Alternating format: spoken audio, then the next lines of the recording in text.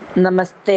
ഓം ശ്രീമാത്രേ നമ. ശ്രീദേവി അസ്ട്രോളജിക്കൽ ചാനലിലേക്ക് ഏവർക്കും സ്വാഗതം. 3/2/2025 തിങ്കളാഴ്ച ഷഷ്ടി. തുലാം മകരമാസത്തിലെ ഷഷ്ടിയാണ്, ശുക്ലപക്ഷ ഷഷ്ടിയാണ്. എല്ലാവരും സുബ്രഹ്മണ്യ സ്വാമിയെ പ്രാർത്ഥിക്കുന്നത് വളരെ ഗുണഫലങ്ങൾ ചെയ്യും. പ്രത്യേകിച്ച് മിഥുനം രാശിയിലാണ് ഇപ്പോൾ ചൊവ്വ നിൽക്കുന്നത്. അപ്പോൾ ചൊവ്വയുടെ കാരകത്വമുള്ള മുരുകൻ ഓജരാശിയിൽ നിൽക്കുമ്പോൾ സുബ്രഹ്മണ്യ സ്വാമിയെ പ്രാർത്ഥിക്കുന്നത് വഴി ചൊവ്വാദോഷമുള്ളവരുടെ ചൊവ്വാദോഷമെല്ലാം മാറിക്കിട്ടും.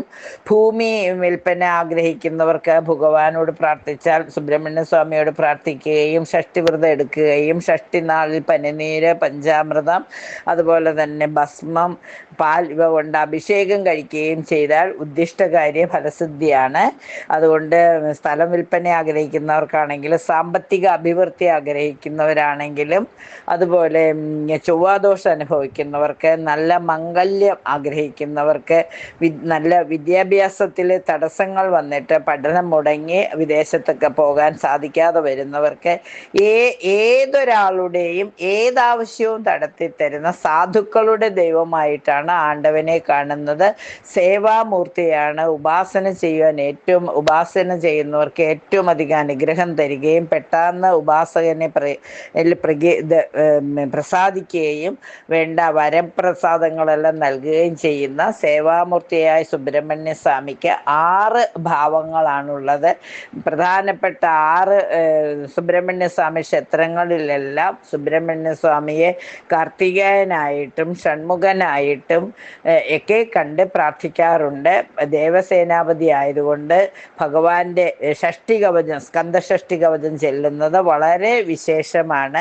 ഷഷ്ടി നാളിൽ കീർത്തനങ്ങൾ ആലപിച്ചുകൊണ്ട് ക്ഷേത്രങ്ങളിൽ ഇരുന്ന് കുറേ സമയം പ്രാർത്ഥനകൾ ചെയ്യുന്നത്, രാവിലെ ഷഷ്ടി നാൾ വന്ന് ക്ഷേത്രങ്ങളിലെ കാര്യങ്ങളെല്ലാം ചെയ്ത് അവിടെ ഇരുന്ന് പ്രാർത്ഥനകൾക്കൊക്കെ ശേഷം അവിടുത്തെ ഭക്ഷണവും സേവിച്ചിട്ട് പോകുന്ന ഒരുപാട് പേരുണ്ട്. അവരുടെയൊക്കെ ആഗ്രഹങ്ങൾ ഭഗവാൻ സാധിച്ചു കൊടുക്കാറുണ്ട്. അങ്ങനെ പാർവതി ദേവി 9 വർഷം തുടർച്ചയായി 108 ഷഷ്ടിവ്രതം എടുത്തത് തൻ്റെ മകനെ ഒരു അപകടത്തിൽ പെട്ടു എന്ന് തോന്നിയപ്പോൾ ആ മകനെ തിരിച്ചു കിട്ടുന്നതിന് വേണ്ടി 108 ഷഷ്ടിവ്രതമാണ് എടുത്തത്. അതിനുശേഷമാണ് ശൂരപൽപ്പനെ വധിച്ചതിന് ശേഷം, അതായത് താരകാസുരനെ വധിച്ചതിന് ശേഷം ഭഗവാൻ തിരിച്ച് വന്നത്. അപ്പം അതുകൊണ്ട് തന്നെ ഏതൊരു രക്ഷിതാക്കൾക്കും സന്താനങ്ങളുടെ ഗുണങ്ങൾക്ക് വേണ്ടി എടുക്കാവുന്ന, സന്താന ലബ്ധിക്ക് വേണ്ടി,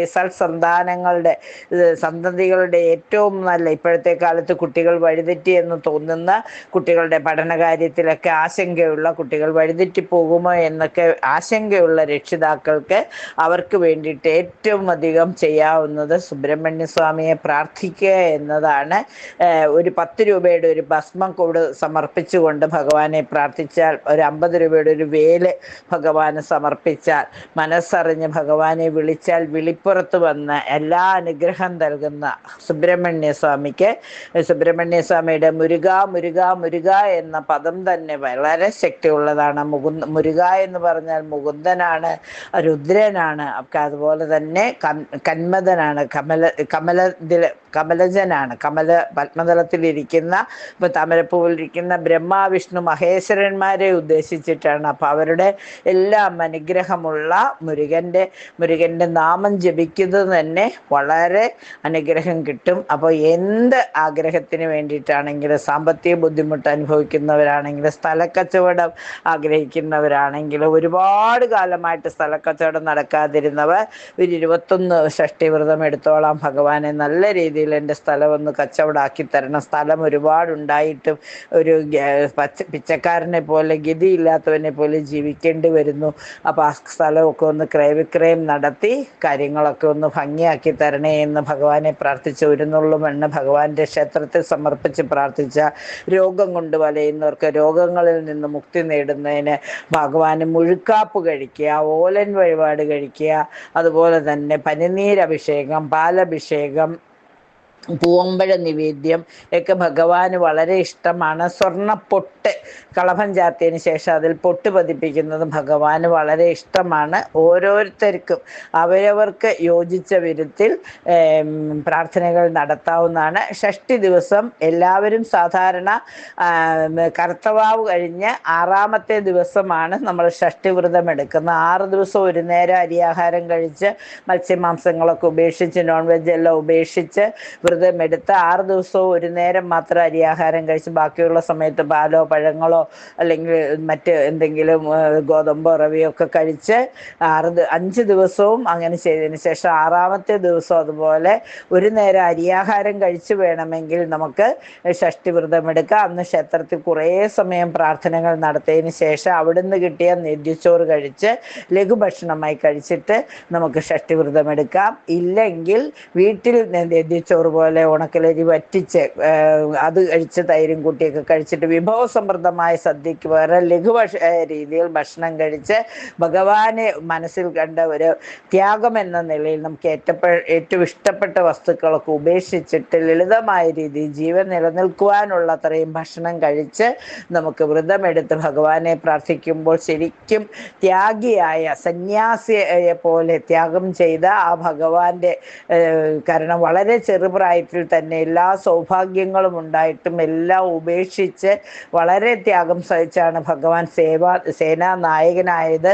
താരകാസുരനെ വധിക്കുന്നതിനൊക്കെ ഒരുപാട് ത്യാഗങ്ങൾ സഹിക്കേണ്ടി വന്നതാണ്. അപ്പം തീർച്ചയായിട്ടും അങ്ങനെയുള്ള ആ ഭഗവാന്റെ അനുഗ്രഹം നമുക്ക് കിട്ടാൻ വിളിച്ചാൽ വെളിപ്പുറത്ത് വരുന്ന സേനാനായകനായ സേവാമൂർത്തിയായ ജ്യോതിഷത്തിൻ്റെ എല്ലാ അറിവിൻ്റെയും ആ മൂർത്തിഭാവമായ ഭഗവാനെ വിളിക്കൂ, പ്രാർത്ഥിക്കൂ. സ്കന്ദഷഷ്ടി കവചം വായിക്കാം. വേൽമാറൽ എന്ന ഒരു കവിതയാണ്, അത് നമുക്ക് വായിക്കാം. ഭഗവാന്റെ ഒരുപാട് കീർത്തനങ്ങളുണ്ട്, അത് ചെല്ലാം. ഒന്നും പറ്റാത്തവർക്ക് ഹരഹരോ ഹരഹര എന്ന് 6 പ്രാവശ്യം ജപിക്കാം. വ്രതമെടുത്തൊക്കെ പഴയിലൊക്കെ പോകുന്നവർക്ക് ശരിക്കും ഇപ്പം തൈപ്പൂയം വരാൻ പോകുന്നുണ്ട്. അപ്പം അതിൻ്റെ മുന്നോടിയായിട്ട് ഈ ഷഷ്ടി വ്രതം ഏറ്റവും വലിയ അനുഗ്രഹം തരും. എല്ലാവർക്കും ഈ 3/2/2025 മകരമാസത്തിലെ ഷഷ്ടിവ്രതം ഏറ്റവും നല്ല രീതിയിൽ ആഘോഷിക്കുവാൻ, ക്ഷേത്രങ്ങളിൽ യഥാശക്തി വഴിപാട് കഴിച്ച് പ്രാർത്ഥനകൾ നടത്തുവാൻ സാധിച്ച് ഭഗവാന്റെ അനുഗ്രഹം കിട്ടുവാൻ സാധിക്കട്ടെ എന്ന് പറഞ്ഞുകൊണ്ട് നിർത്തുന്നു. നന്ദി, നമസ്കാരം.